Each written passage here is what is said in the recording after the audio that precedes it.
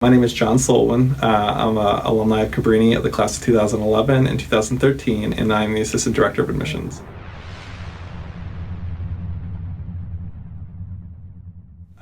So I think the testing process is a disadvantage for some students because of access. Not all students have access to things like SAT preps, ACT preps, tutors, and being able to afford and take the test.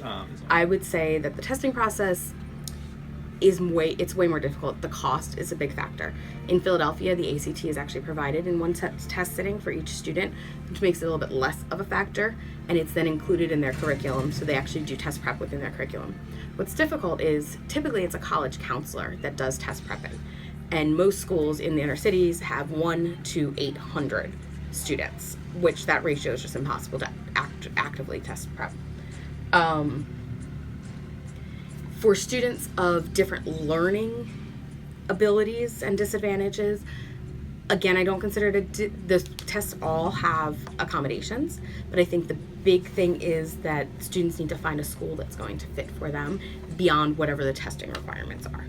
And there's so much more than the test, and above you there's a button up there that says I am more than a test score, and that's kind of my big thing is there's just so much more that goes into the process than the test scores, and students can realize that, but they don't always know that if they don't have somebody telling them that. The other disadvantage for students, it just could be a student's having a bad day, there's issues at home, a stressful week at school, they had a lot of tests already, and by putting their college career on a test really eliminates a lot of options for good students.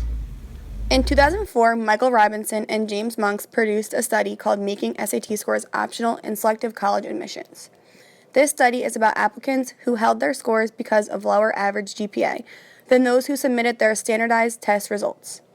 Monks, a professor at the University of Richmond, explains the results of his study in this way. Justice. I mean, there's clearly differences in results on average across race.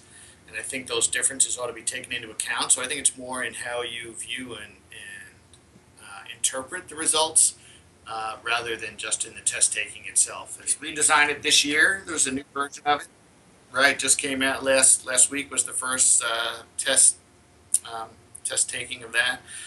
They redesigned it, I don't know, 6 years ago maybe, I'm guessing, with the writing component. Right, it used to be 2.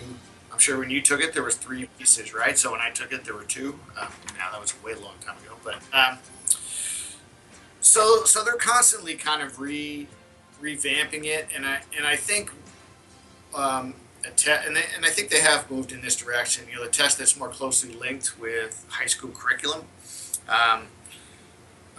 is a step in the right direction, but I don't think it fundamentally gets around the problem that you have one large high stakes test, and when that's the case, the rich kids will get the advantages of prep, test prep courses that you talked about.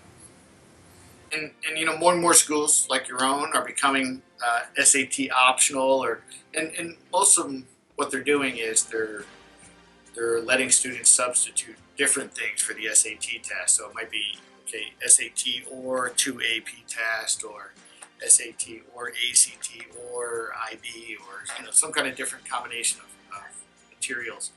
And I think that's good when you allow students to kind of put their best foot forward.